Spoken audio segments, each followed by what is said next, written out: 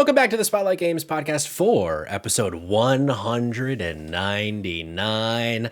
I'm your host, Patrick, and dropping in my sweet dumpster boy, Cayman Darty. Cayman, how you doing? Patrick, let me tell you about my shitty fucking morning. Oh. Can I tell you about my shitty Of course. Morning? Of course. Let me tell you about this shitty morning. I wake up this morning, walk into my kitchen. Okay. It is drenched. Your kitchen is drenched? There is liquid all over the kitchen floor. Oh, no. Do you immediately know where it's coming from? Absolutely not. I start to panic. I'm freaking out. I'm like, did Gambit just pee all over the kitchen table? Just a faucet. The water's not coming from anywhere. Like, it's not active. It's just sitting. Correct. Okay. So I'm like, what the fuck? And it's away from everything. So it's like nothing that would have generated water would have been there. Okay. And I realize where my kombucha is sitting.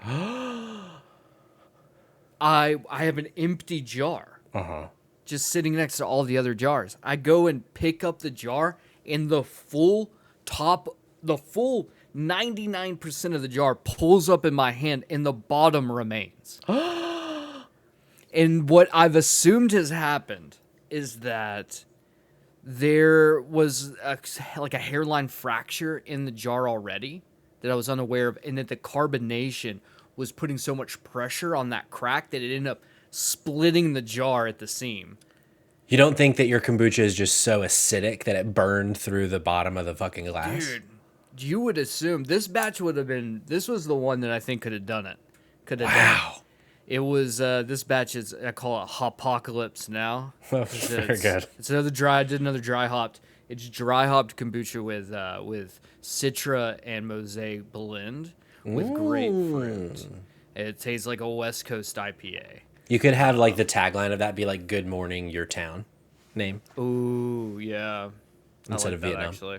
Yeah. Could Maybe consider. I'll just put Marlon Brando's fat fucking swollen face on the screen. I want you to take a sip of my kombucha. That was really good, Marlon Brando. Thank you. It's one of my better ones, I think. Cayman, we have some news to get through today. If you're joining us for episode 199, we're going to be talking about Star Fox. We're going to be talking about Ocarina of Time. We're going to be talking about how it's going to cost you a fucking mortgage payment to get a PlayStation from now on. But before we do any of that, all that video game stuff we got to talk about, Cayman. Yes. Let's do some quick housekeeping. Because this is the Spotlight Games Podcast, where each week we spotlight the latest and the greatest in the world of video games. You can get it by subscribing to our YouTube channel at Spotlight Games Pod, or by searching for Spotlight Games in your favorite podcast app. And hey, you can be on the show by tuning in as we record live Tuesdays at 8 p.m. right here on twitch.tv/Spotlight Games Pod. So be sure to follow us there so that you're notified when we go live, just like Blaster Goblin, Eula, Coal Mines, Heroic, Headgear, High Score Weekly, and the thousands upon thousands of screaming fans in our chat. We thank you for being here. We love you for being here. So be like them. Come join us. Also, Cayman, this week around the Didosphere last night, one more game, the JK Games Podcast started their Life is Strange reunion. Fucking, I'm so torn. I need to listen to that episode because I don't know if I want to jump in yet. I've played every Life is Strange but the second one, which some people say is the best one. I think maybe Josh included. So I need to fucking play that one. But I just am not sold yet on this game for some reason. I can't put my finger on why. So, of course, I'm going to have to listen to my friends tell me why. Is it because it's boring? Maybe. Honestly, maybe. Here's the thing. I'm going to say that, and there's people who'll be very upset with me. Yeah. For saying that. But, like, let's be honest. Those games are designed to be, they plod along. They give you story beats and things like that. It's not a very enthusiastic game. Let's be honest, Cayman. Let's be honest. Are we allowed to say that? I don't see why not. Okay. It's referring to the fact that Max and Chloe lesbians in the story. Sure. Which we love and support here at Spotlight Games. And if you don't, get out of here. Cayman, some other housekeeping for us. Thursday nights, myself, Jerica, Kayla, Cog, maybe Josh, if he can swing it. We're going to be reviewing the Super Mario Galaxy movie, which launches tomorrow night as of recording, which is very exciting. It's getting some middling reviews, so maybe it's going to be a little spicy on Thursday. Oh, middling reviews. That's not good. Yeah, I think it got a 6 from IGN, which, like, between you, me, and the wall, I think IGN's movie review team kind of cracked out of their mind. Like, sometimes the scores they give, I'm like, what? I think okay, here's the thing, and I'll say it. Yeah, and I say know it. people probably don't want me to say it, but I'll say it. Yeah. I definitely do believe that sometimes some of these companies, IGN, GameSpot, I think sometimes they embellish reviews in a direction up or a direction down when viewership has been a little scarce. Oh, boy. I'm going to be honest. I think they get some great engagement by giving some games low or very high scores. Save it for the conspiracy theories episode. You're going to say, "Oh, Cayman, journalistic integrity," and I'm like, "Oh, Patrick, dollar signs, baby." Dollar signs, baby. I mean, let's be clear. If somebody's going to pay me for a review, at this point, I'll fucking do it. You just come find me in my DMs. When have we done a review recently that we've like done an actual review for a game that we were like, this game fucking sucked? I feel like I played one back a few months ago or several months ago that was like that, where it was like we got a review code for a game. I'm not going to name the game. Oh, we got a review code for a game, and it was basically like, we would like it if you could like do some like a spot for us if you enjoy the game. And that game was very bad. Yeah. It was so bad indeed. I was like, I'm not going to do it because... Yeah, like, I don't remember the last time we had like a bad review of a game. Yeah. I mean, this was not recent at all, but one of our first episodes that popped for Spotlight to dip our toes into a little reminiscing was the Far Cry 6 review. Jesus, fuck that when game. When you just lost awful. a gasket, blew a fucking gasket. Dude, that game was so bad, man. I never played it. I own it, but I never played it. And then final piece of housekeeping before we jump into the show next week. I mean, you've heard me say it at the top. This is episode 199, which means we are one episode away from the episode that'll change everything, episode 200, right here next Tuesday on twitch.tv/SpotlightGamespot, 8 p.m. So I hope to see you there. We have some fun updates and announcements. Spoilers, me and Cayman are quitting the show, and you're going to have to fight as the audience for who gets to do the show from now on for the next 200 episodes. But we hope to see you next Tuesday night for episode 200. Cayman, am I forgetting anything? Is there anything that you would like to mention? You know, Patrick, I actually don't have anything. Great. Well, then why don't we start this episode how we always start our episodes here, with what we have been playing. Cayman, I kick to you. What have you been playing since last week? And you better not say only Crimson Desert. So here's the thing. I've played Crimson Desert a lot. Okay? I'm around 40 to 45 hours into Crimson Desert right now. Which is like, what, 15-ish more than last week? Something like that? Yeah, about 15 to 20 more, roughly. Yeah. Like, I'm doubled my playtime. It's like I'm playing two separate games. Really? And I think that's the most interesting thing about this game is I feel like the more I play this game, the more I'm playing something that I wasn't playing 20 hours before. And from what I'm reading, apparently that's everyone's experience, is that the game just continually evolves into just more and more unusual things. And I don't even know of like the appropriate way to kind of phrase, like to explain that outside of... Sure. Like, as you unlock powers and as you unlock skills and as you progress further and do more things and more things open up natively and naturally, or you're investing in them, or even more so, you just get loot and armor and weapons and things that also change the way the game plays. That, like, the combat has... The closest I can say that I've had a feeling like this has been Elden Ring, where I felt like my build progressively got weirder as the game progressed, to the point that my build when I started with the game was dramatically different than what I ended the game playing as.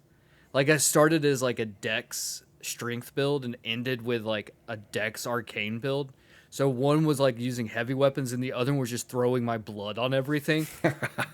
That is how Crimson Desert is, where my character is now a WWE wrestler. I Okay. can fucking do like running clotheslines and drop kicks and You like grappling?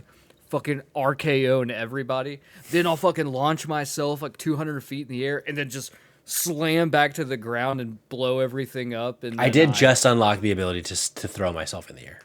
and then like what? Then you do that, and then you turn around, and it's like, oh, now I can stab, but I can also do a big swooping thing, and oh, also everything has wind, and oh, I just did electricity explosion. Now, I don't know what game I'm playing, but I know that every minute I spend with it, the more I'm falling in love to the point that like I genuinely think it is going to be very hard for this to drop out of my game of the year. I think this could be potentially one of my favorite games of all time. It Wow. is such a bizarre experience, and I'm still 40 plus hours in the game. I'm still unlocking new mechanics and learning new things, and the story is finally starting to get to me where I'm like, okay, I'm starting to get invested in what's happening. This is weird. There's unusual stuff. Um, that being said, I don't know. People may hate this game. Like it's so divisive. Huh. I mean, I'm certainly closer to what you just mentioned than to what you're feeling on this game. I wouldn't say I hate this game though. So since last week, so you convinced me on the pod last week to purchase the game, and it almost crashed the stream when I started downloading the file.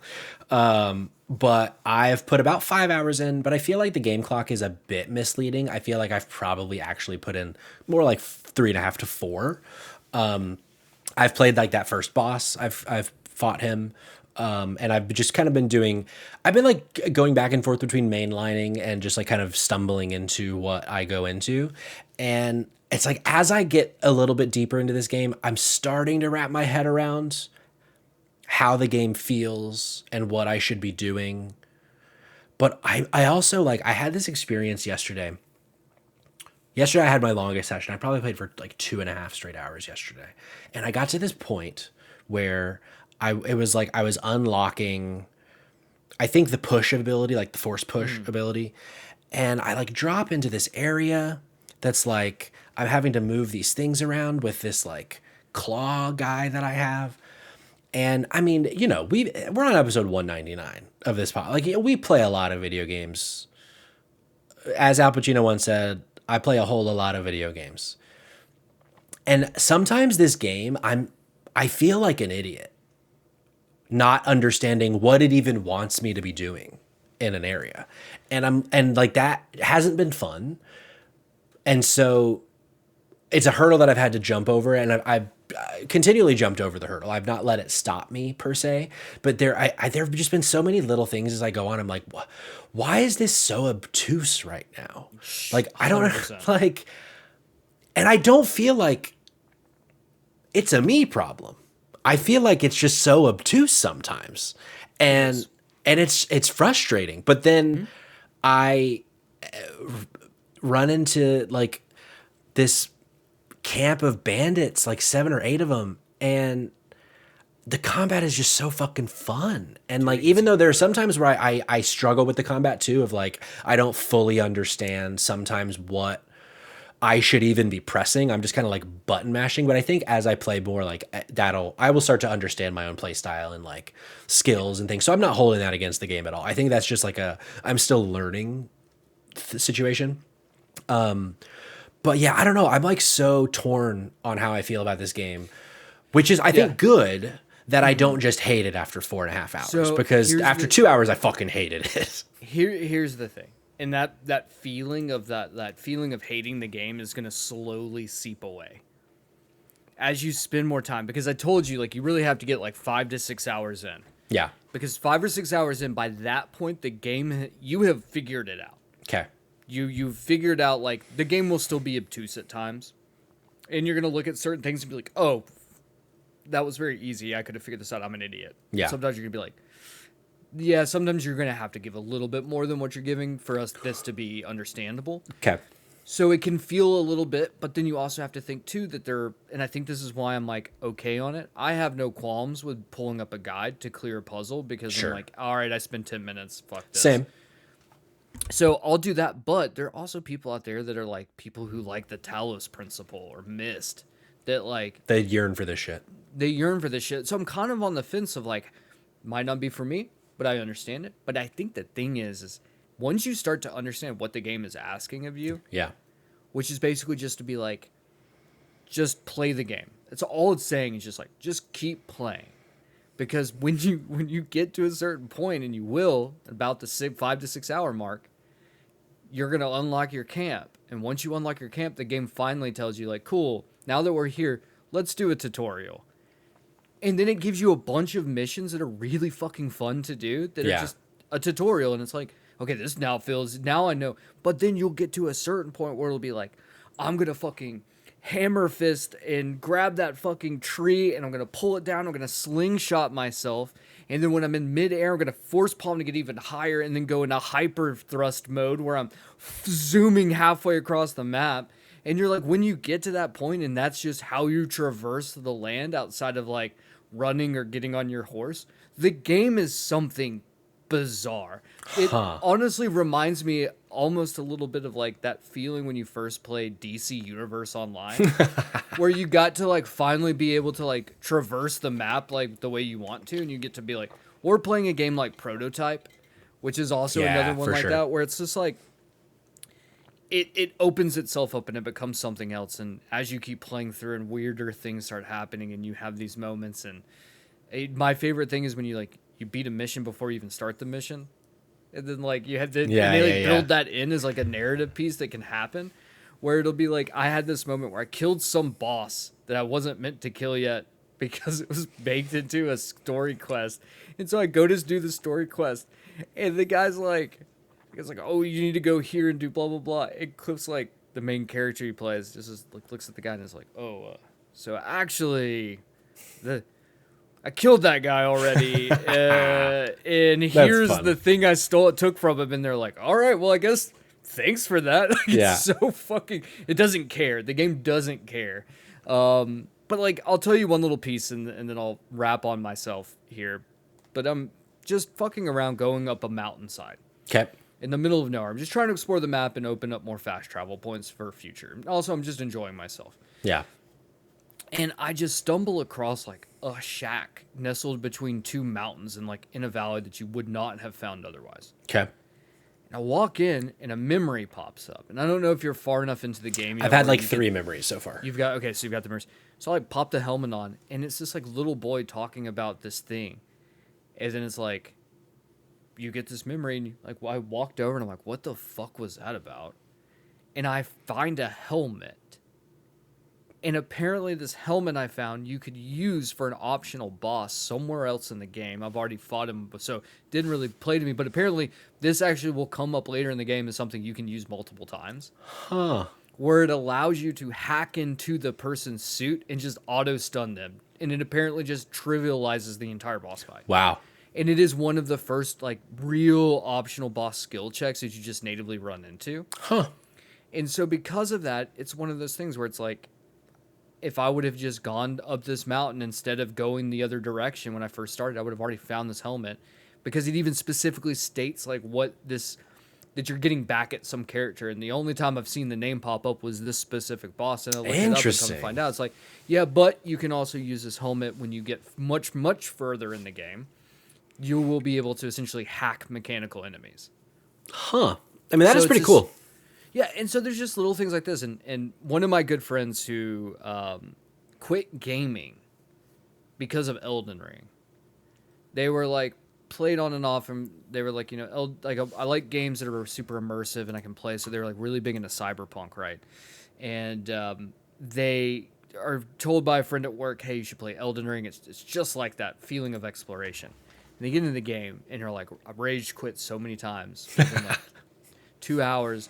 That like, I don't like video games anymore. Like he was like, it told me in that moment, like, I get too stressed now. I've hit this point in my adult life where this is just not for me. He watches me play like 45 minutes of Crimson Desert the other day. We were hanging out, and he texts me the next morning. He's like, so I downloaded the game.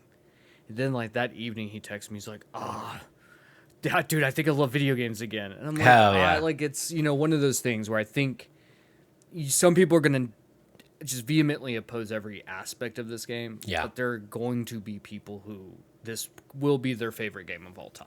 Yeah, And that's which is cool. so Like, cool. yeah, it's the kind of thing where it's like I am having frustrations with it, and like another one that I had that I didn't mention to you when we were texting about it. I didn't realize I had accrued like the ability to level up like 9 times, but it just never tells me how to level up. So I'm just like playing with stuff in my inventory, and I'm like, oh, what do I do with these like axiom pieces or whatever? And then it takes me to a skill tree. I'm like, Yeah. It's one of those things yeah. it just asks you to learn the game without telling you. And I think they'll patch that to some degree. It is the kind of thing though where it's like, even though it was frustrating, now that I know it, it kind of doesn't matter. But also it's like, I don't know, maybe there is something about how so many other games, like, I don't know, it's an interesting conversation, I think. Where is the line between a game just like putting the applesauce in our mouth and giving us the spoon to feed ourselves? You know what I'm saying? Like, of like, because so many games, whether it's through tutorializing or through just pop-ups, will just like kind of sometimes just hold your hand the entire Yellow time. paint.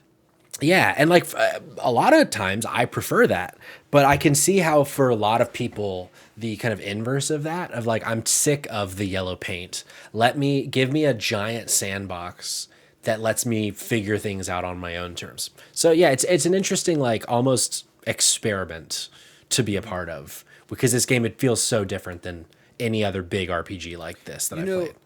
One last thing I'll say is that I've seen a lot of people make the comment, and someone even made the comment in our in one of our videos, that they were like, it's a jack of all trades, master of none, and that's his worst enemy. And I'm like, here's the thing. What if that's actually its biggest skill? It's How so? because everyone's always like, well, do one thing and do one thing right. Don't do 1,000 things and do them all 3/4 the way. But like, no one ever looks at it from the perspective of like, that itself as a game design is unique in and of itself. Like, sure, we have games like this game takes so many things from so many different games and slams them together that like it ends up becoming its own unique thing. Yeah. And so I'm not looking at the disadvantages of being like, sure, I don't have like a completely in-depth fishing sim. I got enough of one for me to be like, Yeah. this is cool. And you know, the full quote, so often jack of all trades is misquoted. Jack of all trades, master of none, but oftentimes better than a master of one. Really? Or Yeah. did you just make that up? I didn't just make it up. Look it up. Really? Yeah. Huh. Look at this So- guy. Look at this fucking guy. Yeah. So consider that person that gave us engagement on social media. You piece of shit. Yeah, fuck you, dude. Fuck you, man. That's kind of all I've been playing though. Like I've been playing a shit ton more Slay the Spire 2 as well. But you know, I've talked about it. There's not much more to say there. I've finished a run with each of the characters. So I'm still playing it and still having fun. But now that I've like felled the beast as each character, I'm like, okay, maybe I'll just like put this down until 1.0. Sure.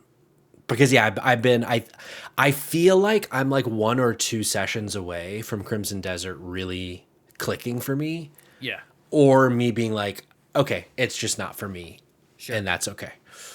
But I think it'll be the former. I think it'll be the former. Yeah. I have faith in you. I'll tell you one thing. My wife and I on Saturday night, that sounds right. On Saturday night, we decided we wanted to partake in a little indulgence, if you know what I mean. And we were like, you know what would be fun while we're doing this? Oh, no. No. Unfortunately not. I'm terrified of that, to be honest. Yeah? Yeah. For audio listeners, I tapped my nostril.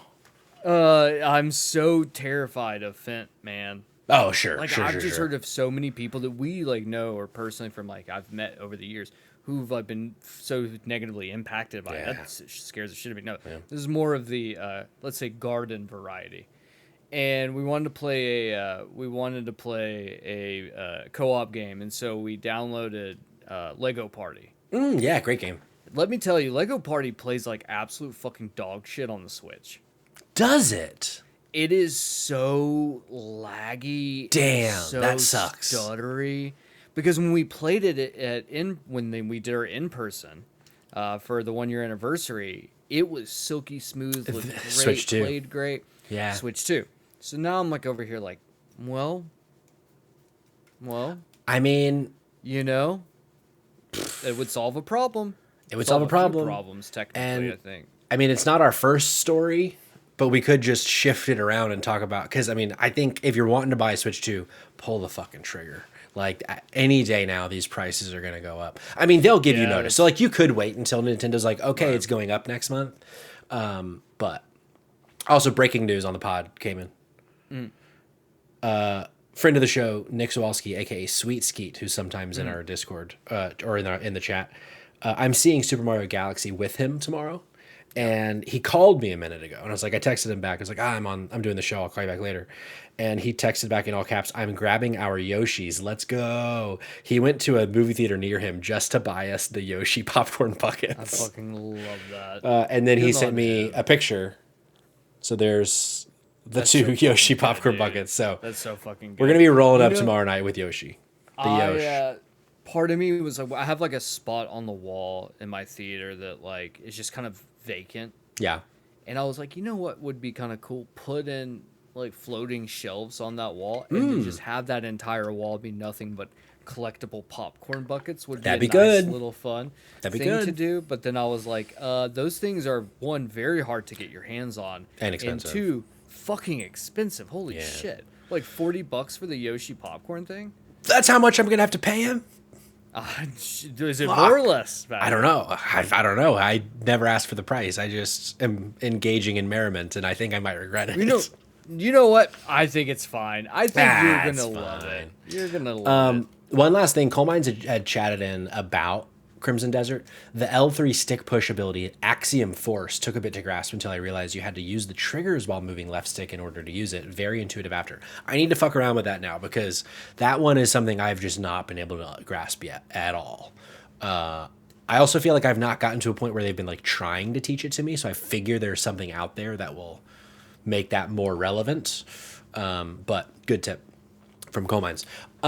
Cayman, we move into our first story of the day, Nintendo leaks. I'm pulling from Andy Robinson at VGC. Apparently, Nintendo is planning a new Star Fox and major Zelda remake this year, but no 3D Mario. That's according to prominent Nintendo insider Nate the Hate, who shared a plethora of information on the company's 2026 plans, which matches with what VGC has heard from our own sources. In a new podcast, the Nintendo Sleuth claimed a classic Star Fox revival is planned for release on Switch 2 this summer, hot on the heels of Fox McCloud's confirmed appearance in the Super Mario Galaxy movie, which, as a sidebar, how the fuck did they tell us already that Fox McCloud is in the movie and not save it for the fucking movie? But I digress. Quote, Star Fox is coming back in summer 2026. We're getting a new Star Fox game in the very near future. I've been told it's a classic style Star Fox game and that the visuals are supposed to be very good, and I've heard it does have online multiplayer, end quote. The new game would mark Star Fox's first major release in a decade following Platinum Games' Wii U entry, Star Fox Zero.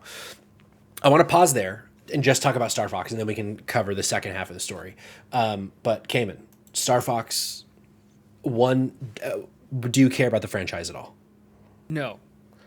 Same. Unfortunately, same. Star Fox is like, for me, one of those franchises. I kind of make it a bit where anytime people talk about Star Fox, I just talk about how boring it is. But it is a franchise that I like have FOMO on, that like I wish I liked it, because I feel like I've never met someone who's just like half in on Star Fox. I feel like either they fucking adore Star Fox or they just don't care. And I kind of wish I was the kind of person that got jacked about Star Fox, because I'm sure this is very exciting for a lot of people that we're getting a new Star Fox. So this type of game does not excite me at Same. all. Big same. Like, even as a child, Star Fox did not excite me. Those types of games did not excite me. So I struggle with Star Fox. I love the idea of Star Fox. I think it's such a cute thing. And I also love the do-up barrel roll. Sure. Do-up barrel roll. I love that. But yeah, I don't know, man. I just don't care. Yeah. I just lack a flying fuck for Star Fox. I've kind of had this experience with all games of this genre of the, like, not even dogfighting per se, but like the ship driving around, flying around, shooting at stuff. whether it's straight on, like really the only game that I've really clicked with in some capacity in that style, and it was kind of just because there wasn't a ton else to play, was Resogun back on the PS4 and the Vita, because I just was like, I just want something to play, and this is fun enough. But it's the kind of thing where like once there was enough other stuff, I'd never really went back to Resogun, even though it's a great developer. What was the God damn it, what was the game? I'm trying to think of the name of it. This sucks. What can you remember about it? It was a ship game? It was like it was a ship game. Oh, Star Wars. The Outlaws or whatever? Or no, sorry, no. Star Wars Outlaw ship scenes were fucking dog shit. Those were also awful. The one where you're a pilot came out like Squadron. 2 years ago. No, not No, Squadron. not that the one. that was like on the 64. Oh, like, it's Starfighter. Maybe, or like Star Wars TIE Fighter. Star Wars N64. We're just slamming keyboards right now. Rogue Squadron. Well, Rogue Squadron, yeah. There was like the first level of Rogue Squadron. You have to like wrap up the legs of an AT-AT. Yeah. Just like they do in the movie. And it was like one of the coolest things in the world as a kid doing. And I think that was the last time I enjoyed a game like that. Sure, yeah. No, I know exactly what you mean. And like, I remember back in the day, I wasn't a big Star Wars fan until a little later in life, but I liked it enough as a kid. And I remember people being so hot on this game and being like, I guess I get it, but like, I would much rather just get to be a Jedi than be a ship. Like, why would I want to be a ship in Star Wars when I could be fucking Anakin? Truthfully, the reason it probably was such a big hit was because up to that point in time, there wasn't many games where you got to play as a Jedi that didn't feel terrible. True. Games hadn't made really it there yet. Right. I think really the only one that even maybe passable at that point would be like on the PC. Yeah, that's it good would point. be like to the PlayStation 2, Xbox that we actually started getting games where playing as a Jedi felt great. But yes, I digress. Fuck Star Fox. Fuck Star Fox. Also, thank you. fuck Nintendo for spoiling that he's in the movie. Right. I was, and like High Score Weekly in the Discord was like, he said something. I don't remember exactly what he said. I'm paraphrasing. But he basically said, if you were really paying attention to the first trailers, you would have known Star Fox was in it. But it's like, I wasn't paying attention. I watched it while probably doing something else on my phone. Like I would have loved to be in the theater in less than 24 hours. In fact, in 24 hours, I'll mostly be done with the movie and be surprised, even though I don't care about Star Fox, but that would have been a fun reveal even for me. Sure. So that was kind of lame that they did that. And if you listening to this podcast is your spoiler that Star Fox is in the movie, I apologize. Do we think? I wanted to ask you this before we move on. Do you think that Nintendo's priming us up for a Smash Bros. Movie? Without a doubt. Like, I feel like with the way Hollywood is so obsessed with team up movies these days because they fucking sell, I think, and I saw someone online was like, if you take away, I forget where I saw this, if you take away all of the Fire Emblem characters, it's like 80% of the roster is now in the Super Mario Galaxy movie. So it's like, because Captain Falcon, I think, has been confirmed, and a couple other characters too. So it's like, I think we're missing like Kirby and a couple others, like the Pikachu, Jigglypuff, etc. Friendship design. We talking about the poster leaks for Mario Galaxy. Yuck, that's exactly what we're talking about. Mm-hmm. And whether or not we think that a Smash Brothers movie is in the future, and I think, I mean, if I want to open up my phone and open a betting app and I find is a Smash Brothers movie incoming, I would take the over on that with a considerable amount of money. Well, good news is my life savings is on the over for World War III right now. Ooh, so I mean, that's a good if bet. that kicks off, then I have a lot of money that I'll be able That's to a good put bet. down on the Mario Smash Bros. I did, speaking of betting on things in real life, I did bet yesterday on Pam Bondi being removed as Attorney General before May 1st. And if it happens, I win like $40. I put like $2 down and I get $40 if she's removed before May 1st. So fingers crossed. There's a really good chance. Yeah. Friendship says if they don't do a Smash Bros. Movie, they're leaving billions on the table. That's exactly right. That would make $1 billion easy. Okay, second half of this news story, though, came in. The new 3D Mario game won't arrive in 2026 as expected, according to Nate the Hate's sources. The last 3D Mario game, Odyssey, was released during the original Switch's launch window nearly a decade ago, and despite last year's Donkey Kong Bonanza from the same studio, a major new entry had been expected soon.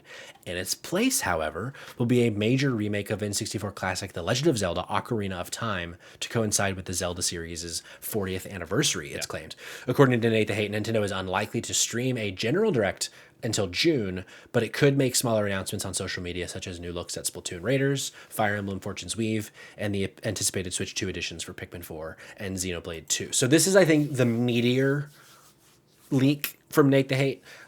This is, the Ocarina of Time remake, Wind Waker, and Twilight Princess have been like the long rumored Zelda projects in the works, other than, Tears of the Kingdom 2, Breath of the Wild 3, whatever. What's your read on Ocarina of Time remake coming this year? Makes so much fucking sense. It does, doesn't Makes it? so much sense. We talked about this a few weeks ago. I forgot which show we were on. It might have been, I don't know. I feel like I was having this conversation with Jake. Okay. It might have not even been there. It might have been somewhere else. But we were like having a conversation about that specifically, getting some sort of Zelda property would need to drop, because there's no way that you miss the 40th anniversary without dropping something. Like, that's such a milestone. There's no way that you don't do something. And what better way to like really capitalize on the history of the Zelda series by picking like the best Zelda game of all time. Picture this. Yes. August, September-y, sometime in that time frame, we get an announcement from Nintendo. Next week, or Thursday, it's a Tuesday, whatever. This Thursday, tune in for the 40th anniversary Nintendo Direct, celebrating Zelda, The Legend of, comma. We get our first trailer for the movie. We get the little cast intros that they did for Mario. They announce Ocarina of Time Remake coming in November or whatever. And then what has been the long rumored re-release of Twilight Princess and Wind Waker. Wind Waker is already on the NSO for GameCube. And maybe we also just get Twilight Princess on the NSO as well, perhaps. What do you think about that? Feels good. Feels like a bit of a tight turnaround between announcing a game, because he very clearly states that this is not some like paltry remaster or something, like just up-resing the original. Like, this is a remake. And so I feel like it might be a little bit of a tight window for them to be like, oh, we're dropping this now. If you were to bump that up and say like June feels a little bit easier. Give yourself a good 4 months minimum between when that announcement's made and when the game drops. It's going to sell fucking gangbusters regardless. But I think Nintendo's also the kind of that they're in a situation like they're a business. This is a big title. Shadow dropping a big title like that's not something I think they do. Sure. That's fair. But if you think about the release cadence of The Legend of Zelda, typically since like the 3DS one, they don't often miss 2 years. And we didn't get a 2025 game, I don't think, right? Because 2024 was Echoes of Wisdom, 23 was Tears of the Kingdom. If you count the Hyrule Warriors thing last year, but I don't think Nintendo counts that as like a Zelda game. So then that's part of me. I'm like, I think it maybe could be this year. I guess it just depends on who's working on it. Like the Tears of the Kingdom team, I'm sure, is working on the next Tears of the Kingdom. Right. So it's not them. So I don't know. Oh, here's another question with this, with the Ocarina of Time. What kind of style do you think it is? Do you think it's the either chibi or chibi adjacent version, or do you think it's like more close to Breath of the Wild type graphics, but Ocarina of Time? Ocarina of Time, it structurally is different. Like the character ages, right? So there's time. So I think the chibi doesn't make sense because I think trying to pitch or sell fair. That's a good point. An age change happening is harder to do in chibi. So I don't think so. I do think it is either going to be more like more like I want to say it's going to probably be more like Twilight Princess. Oh, in interesting. Skyward Sword. I don't know. Just have this feeling that they're going to like, if they're doing this, this game is not one that had a quick turnaround on when they decided they were going to do this. Fair. This big of a title, they're not going to do that. So I think the reason I think that is, one, I think that the Tears of the Kingdom Breath of the Wild team is probably working on whatever they're working on, which is going to probably maintain some level of the same style of it. I do think this is going to be a different studio. I wouldn't be shocked if we hear some wild shit like Platinum is doing it or some crazy thing like that. You know? And I think they're going to go with a little bit more buttoned up style to be able to show the difference between characters. I don't know. But I do think that this is going to happen. And Nate the Hate is rarely off He base. typically does not miss. Because there was also a lead or someone from like internal at Nintendo that was like Nintendo of America person was like, headquarters is fucking furious and are like hunting for people who are leaking right now because interesting. There's things, and that was primed up, and then the Nate the Hate article dropped like 3 days after I saw that post about how like Nintendo's hunting for leakers. And the article very much clearly says like, it made it seem like there's going to be some new thing that's going to be coming out here soon, almost like Christy Numb's husband. There's always some new thing coming out. Always some new thing coming out. Coal Mines with an interesting call out in the chat. Ocarina of Time will be what RE4 Remake is to that original. Updated graphics and some quality of life updates with minor changes to make the story flow better. I could see them doing a bit of like an updated. It's not just a 1-to-1. It's maybe some different story beats, some alternate story beats, but ultimately the same kind of general game. Because yeah, to your point, like, you don't fuck up Ocarina of Time. Like that, it's one of those games. It's like, the highest rated game on Metacritic. It's like you make sure that when you launch a remake of that, it is as fucking clean as it possibly can be. Yeah. Which I'm excited. I played, the first time I ever played Ocarina of Time was on a MacBook in college. Okay. Because I had never played it as a kid. Well, that's not entirely true. I had played it as a kid, but I never owned it. I played it at like my cousin's house. And so I only ever had like 30 minutes with it or whatever. And it was like, feels so obtuse to me. Like, I don't know what I'm supposed to be doing. Because, also a game that does not really hold your hand at all. The N64 Zeldas. And so because of those like 30 minutes I had with it, I never bought a Zelda game until Wind Waker on the GameCube. And so in college, I was like, let me allegedly emulate Ocarina of Time and play it for the first time on the Mac. And so I'm playing like WASD fucking Ocarina of Time. I had a great time though. I played original on the Nintendo 64 and then went back. Last time I played it was the 3DS ports were phenomenal for that. Yeah. And Majora's Mask, phenomenal ports. 100%. Dude, honestly, you know what the best port of all time is? I stand by this. Best port of all time. Mario 64 on the DS. It's a great hands port. down the greatest port of all time. I mean, because in a way, it's kind of better than the original. It's so much better than the original. Yeah. So much better. That's a great call. Yeah, I agree. Thank you. And you get to play as Yoshi, don't you? You do. You get to play as and you get to play as Wario and Luigi. Yeah, that's right. So you get 4 playable characters. Man, what a fucking... I had this yearning maybe like 2 months ago to replay either Ocarina of Time or Majora's Mask on the 3DS. But then I was like, I keep hearing about this Ocarina of Time rumor, and now especially I'm like, okay, I'm not touching this thing. I'm going to wait now because I do love those games. I've never been as high on Ocarina as the rest of the world. I've always been more of the Majora's Mask camp. But it's a great fucking game, and I'm very excited for it. Big Freakin' in the chat says, may every remake be as good as RE4 forever and ever. Amen. Thank you, Big Freakin'. Sure. Cayman, our next news story, not nearly as exciting as an Ocarina of Time remake. PS5 console prices are being raised by 100 and in some cases $150. I am again pulling from Andy Robinson of VGC. Sony has confirmed a significant price increase to PlayStation 5 consoles globally, with all models increasing by at least $100 from April 2nd. So if you're listening to this, you got less than 2 days. The cheapest digital edition PS5 will retail for $600 US, an increase of $100, while the premium PlayStation 5 Pro console has seen a $150 price increase to $900 from $750. And of course, that is without a disk drive. The increases, which Sony blames on the global economic landscape, mean that the price of the cheapest digital edition PlayStation 5 console has swollen by $50,000 since the by 50%, not $50,000, by 50% since the platform launched in 2020. In Sony's home market of Japan, the price of the launch PS5 models has now doubled, though a slightly cheaper Japanese language only model is available. I think it was Noah, perhaps, in the Discord shared this graphic that was like PS2 at launch, PS2 5 years later, et cetera, et cetera, et cetera. All of them saw like 60% price cuts. And then the PS5, it's like a 60% increase.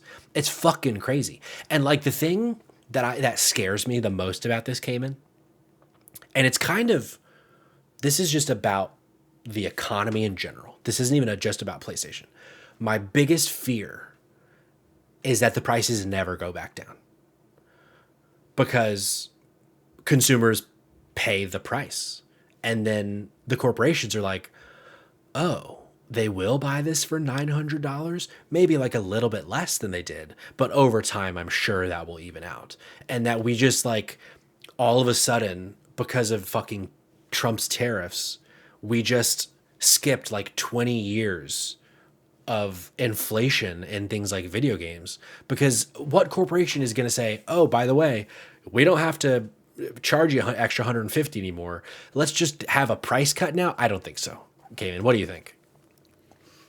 So I think this is a mixed bag of several things. I think Trump's dumb fucking tariffs. Yeah. I think Trump's dumb fucking war in Iran. And I think just the global's dumb fucking need for everything to be AI powered. Yeah, fair. There's so many moving parts that are playing into it, but that doesn't change the fact that overall it's a fucking disaster. Yeah, for sure.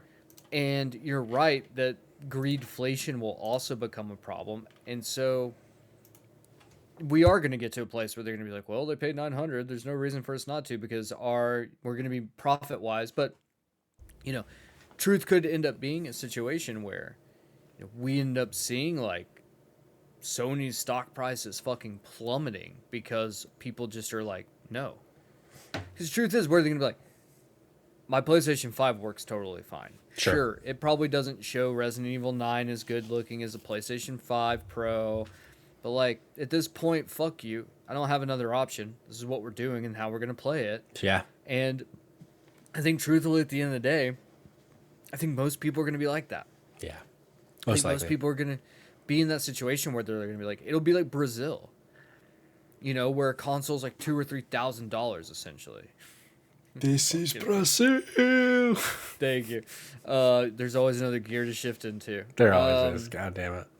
And so, I think that Sony is big enough of a problem that I don't think it's possible for them to be able to continue to do what they're doing with this, though.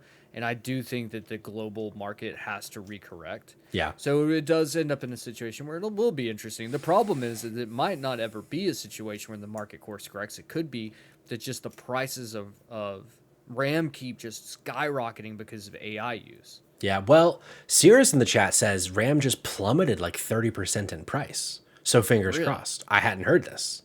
That is very, very interesting. I'm shocked by this information. I don't know, man. Yeah. We'll see. Coal Mines also says, dude, I got an AI tool recommendation in my app I use to log my reading progress. W reading. I didn't know you could.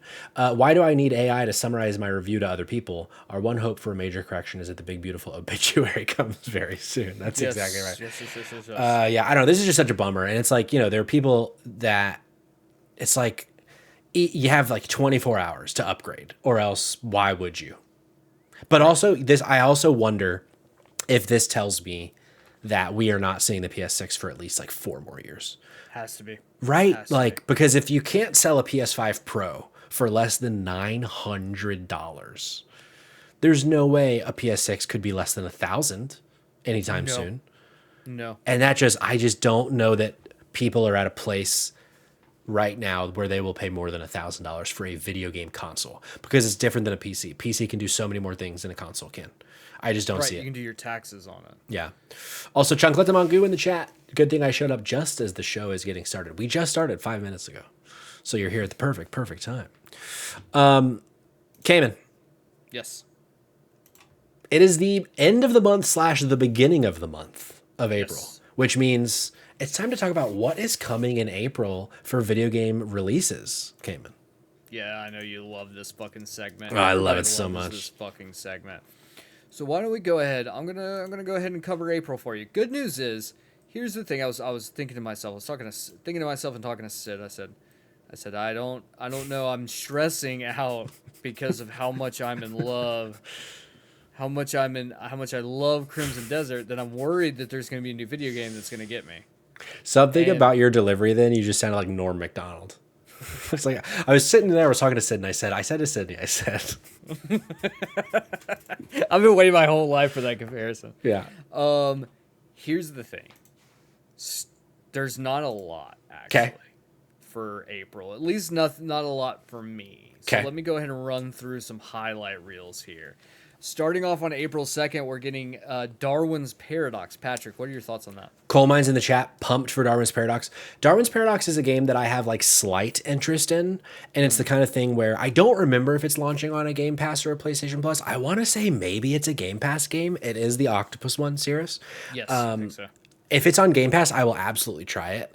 Otherwise, I think reviews actually did just drop and they're in like the 7 to 8 range. I want to say it has like a low 80 something. So it's like if somebody comes to me and is like, dog, you got to play this, then I will. Otherwise, I will probably take a wait and see approach. 77 says Coal Mines. Honestly, I'm not too far from that, to be completely honest. I don't know if Darwin's Paradox is for me, but I do love the demo being Metal Gear Solid. Was very, very good. Very good. April 8th, I'm going to fast forward to April 8th. There's really nothing here, right? Not a lot here. April 8th, though, Pokemon Champions dropping for the Switch. Yeah. Patrick. I'm interested in Pokemon Champions as an outside perspective. I highly doubt that I will get Pokemon Champions, mainly because most people listening to this podcast would or should know, I don't like a multiplayer game because it reminds me that I'm bad at video games. Sure. And especially a game where you just fight the other person, I think it would get too sweaty for me and I would just be punched into the dirt by Hitmonchan. And I don't want that. Sure. But I hope that it hits for people because I know they've been wanting a Pokemon Coliseum type for quite some time. Mm-hmm. No, I'm there with you. I don't know what this game is, but it sounds like Jake would play it. Dosa Divas. Yep.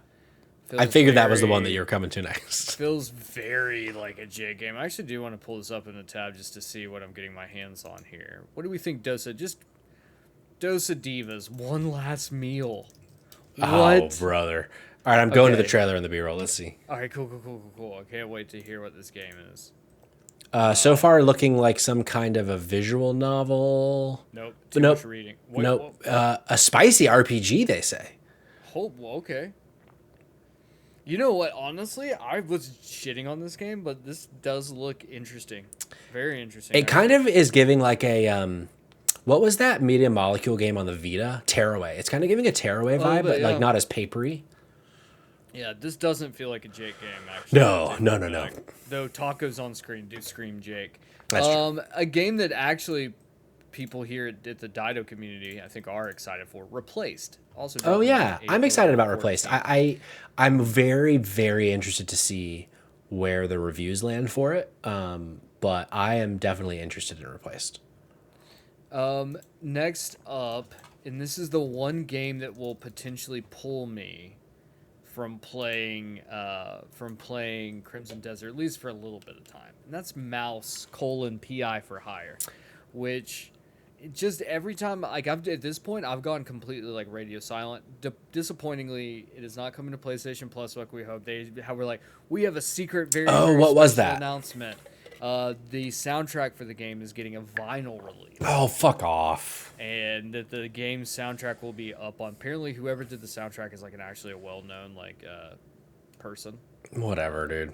Musician or whatnot. So Nelly. But it looks really fucking cool, and a boomer shooter.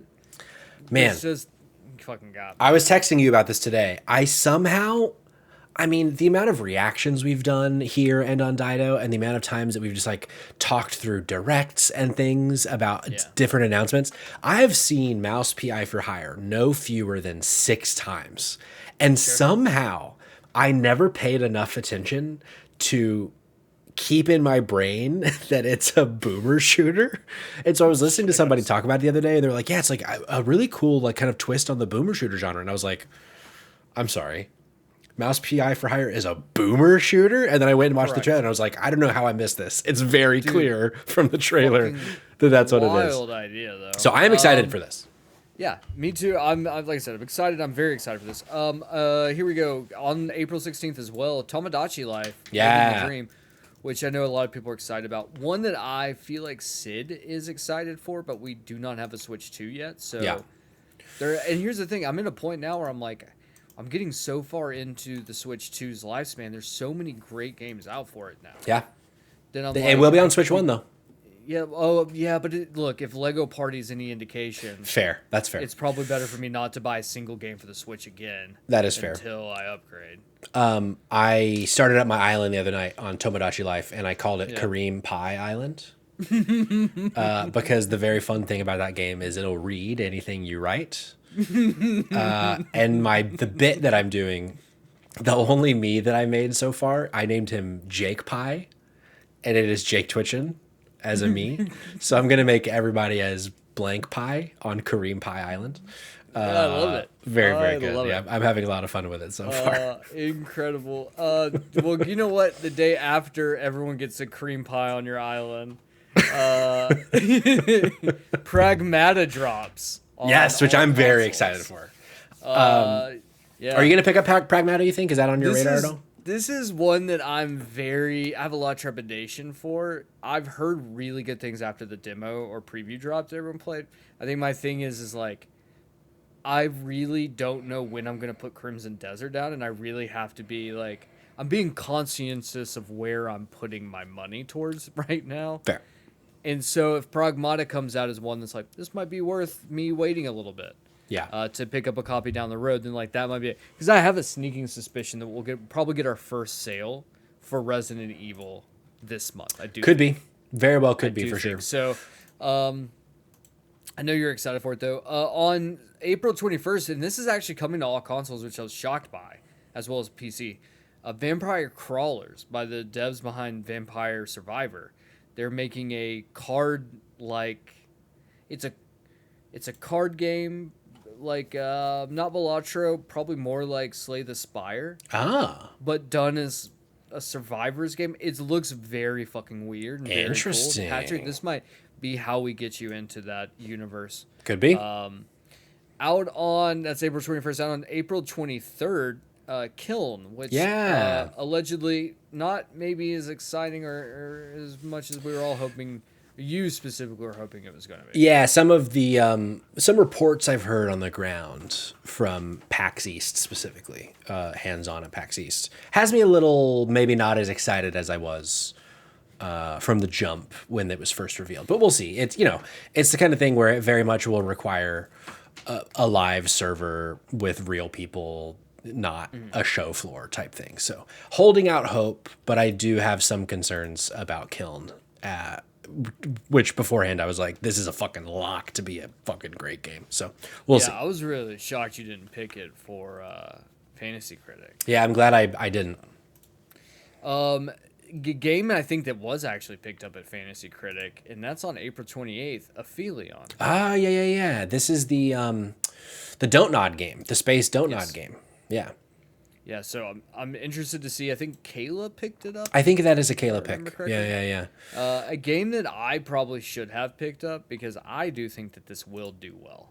And that's going to be He-Man and the Masters of the Universe Dragon Pearl of Destruction dropping on all consoles and PC April 28th. Here's the thing. These retro style, like old school beat 'em ups do very well and have been doing very well. So there's that. I want to say Echoes of Mora dropping on April 29th means something somewhere to someone. Not me. Not me. Yeah. But the name for some reason sounds really familiar. And then last up on April 30th, we get two big releases, the two final releases of the month, and that is Invincible Versus, which is the fighting game for the Invincible, which I've been seeing a lot of previews for. People are seeming to vibe with it. But lastly, game, Patrick, I know you are probably the most excited for. This is probably the one game you're looking forward to the most this year. Not this year. This month at least. This month for sure. And that is Soros. Soros. Very, very exciting. Jake in the chat, first of all, he said he was going to kill himself when we were talking about killing. And then said, picking a donut game in 2026, wild. Has a donut game ever scored above an 80? To which I went, you know what? Let me go check. I'm on Metacritic.com. And most of them are in the high 70s, sometimes in the 60s. But there are a couple. Jusant has like a mid 80s, which was a Don't Nod game. And then some of the like specific episodes when they used to review episodes would get like in the low 80s and stuff. But for the most part, they are like a high 70s. That's their kind of their pocket is the high 70s for Don't Nod. You know what's great for me specifically is really this month outside of Mouse PI for Hire. There's really not a lot there that like I'm like super vibing with in terms of games. It's really not until almost the end of May that we get a game drop that like I genuinely am excited for, and this Lego Batman Legacy: The Dark Knight on May 22nd. Oh. So really leading up to that, like, because once again, don't have a Switch 2 yet, so Yoshi and the Mysterious Book off the table for me. Sure. And I'm not gonna fucking touch Mixtape. So like, you know, I'm in a pretty good place right now that I can spend the next 120 hours on nothing but Crimson Desert. Sure. I fear. Jake says Mouse PI for Hire easy 7, Lego Batman easy 10. Honestly, I think that there's a good chance. I think that Mouse for Hire probably, I'm thinking that's going to drop. I think it's going to be somewhere in the 80s. I think it'll be like an 81. I think there's a very good chance that Lego Batman is in the 90s. Like, really? I'm not even kidding when I say that. Yeah. 87 max. You think 87 max? I mean, 91. I'm going 91. Did anyone pick that up? Did you pick it up, didn't you? No. I have Saros. Someone picked it up. Oh, yeah, someone did. Either Josh or Kayla, I think, picked up Lego Batman. But I don't remember whomst. Coal Mines in the chat asks, when my Samurai Pizza Cats game, which is called Samurai Pizza Cats Blast from the Past, when is that dropping? Still have a release date. Hanging out in it's only March. In just it's not even Q2. I think this game was announced like 3 years ago too. It was last year. I'm pretty sure it was last year. I think so. Only? Oh, I guess it was back in 2025. You're right. Yeah, all the way back in 2025. Yeah, I don't know. April for me, like, there's a few games that I'm excited about, but none of them are in my like most anticipated games of the year. But I definitely will probably play at least Pragmata and Saros. I'm just kind of shocked at like, I feel like we are so top and bottom heavy right now. Yeah. Mm-hmm. Yep. You like that? Which one are you? I think we both know. 1, 2, 3, bottom. Oh, okay. Yes. Yes. But no, it's kind of wild. Think about it though. Like the game release schedule felt very like we were very like beginning of the year popping off one after another. Yeah. We were popping that pussy, in fact. April, if you remove Saros from the list there, but even that game, I'm hard pressed to be like, it's for a very specific audience. Sure. But if I probably am gonna hate it.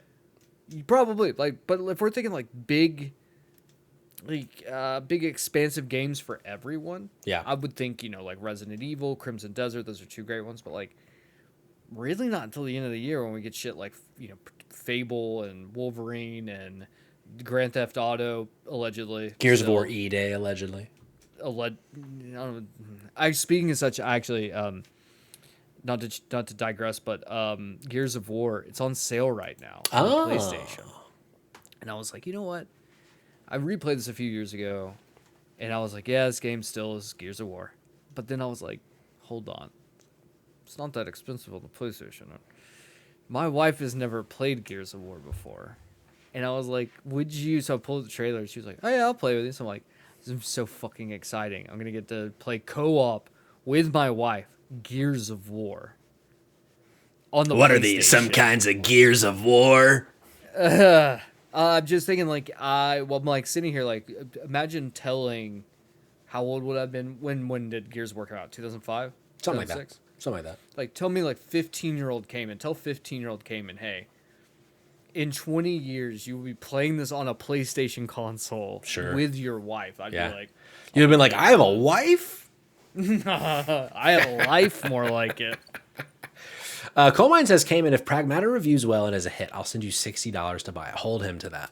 I will hold you to this. What is it? Okay, hold on. Let's set a bar here. Yeah. What is a hit? What do we constitute as a hit? Here's, if I'm you, knowing your tastes, Pragmata has to be like an 83 or higher for you to want to play it, probably. 83. And I feel like it's going to be at least an 84 is my gut. Now, and I wish I'd listened to Coal Mines and Noah during the draft, but even though I do feel like I have a strong team, I do think that because also like the Capcom of it all, like they just rarely miss these days. So I feel like that's a lock for a mid 80s. So lower end being like 3 or 4, 83 or 4. You know what? We'll bump up. We'll say 85. I'll hold you to it, Colby. Okay. 85. Okay. Hold you to it. We love to see it. Cayman, our end of the show, let's do some news spotlight. These are smaller headlines that maybe didn't require an entire story, like such as the PS5 console price hike, like such as Nintendo planning a Star Fox and Ocarina of the Time. Ocarina of the Time, I said. Ocarina of the Time. Let's start in the casting corner. Jack Black has chosen his next video game adaptation he hopes to do, Yakuza. Cayman, how do you feel about that? I fucking hate it. Yeah? I fucking hate it so much. Who would he be in Yakuza? No one. I Right? don't think they're unless they go immediately to Hawaii. Like I genuinely can't think of a character that he could play. I think he just likes the idea that he could do a movie where he gets to sing in it. Yeah. And because karaoke is such a big thing, maybe that's the thing is he's just hanging out in a karaoke bar while fucking Kiryu and Mad Dog are in there and fucking Goro, Majima, and Kiryu are singing karaoke and they look over and it's fucking Jack Black shirtless. Like, that might be the only way that I'll let that slide because that's so very on brand for Yakuza for that to happen. Jake just in the chat says, The Last Samurai 2. Oh, brother. Last week we had layoff leftovers because our leading story was a bunch of layoffs, but we didn't talk about layoffs in the main show, so I've rebranded the layoff leftovers to just the layoff lounge. So this is when we lounge around and just talk about some more layoffs in the industry. Eidos Montreal laid off 124 employees this week, which marks about 300 since 2024. RIP. And the news sent me right before we went live. Greedfall, Steel Rising Studio, has to be sold by April 14th or it risks closure, which would, of course, result in layoffs. You know it's hard out here for a pimp. I'm very thankful that I didn't pick up Greedfall 2 because I genuinely thought about picking up Greedfall 2. I wish you had. It's a bummer. I don't know. Like, I haven't really seen much on it outside of people just being like, yeah, it's just not very good. Yeah. Which sucks, man. I want every video game to be great. Sure. Or at least a 7. At least a 7.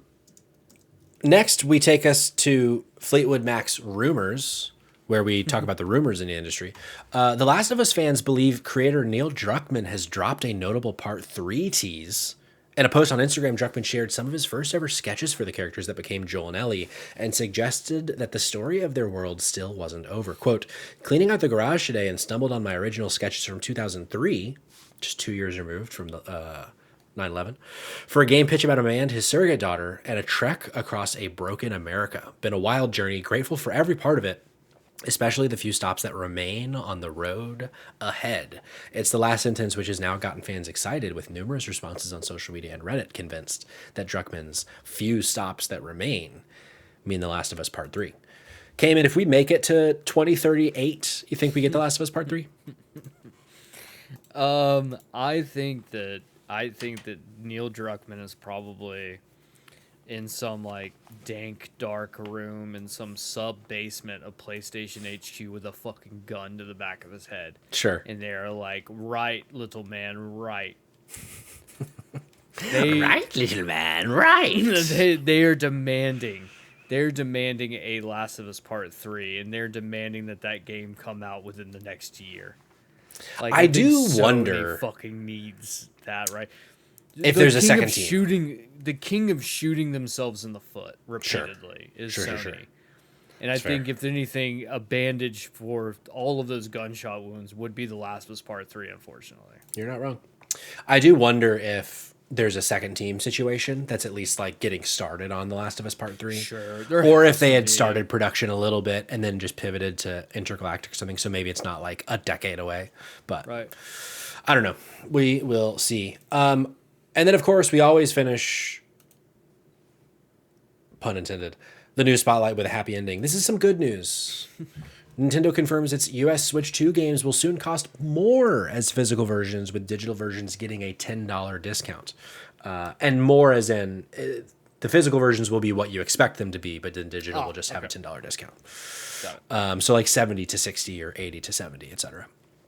Also, Mario Kart World added in a new battle mode, the Bob-omb Blast, which you may remember this mode from Double Dash.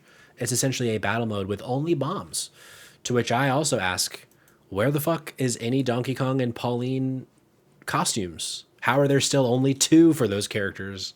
And there's a whole fucking video game about them.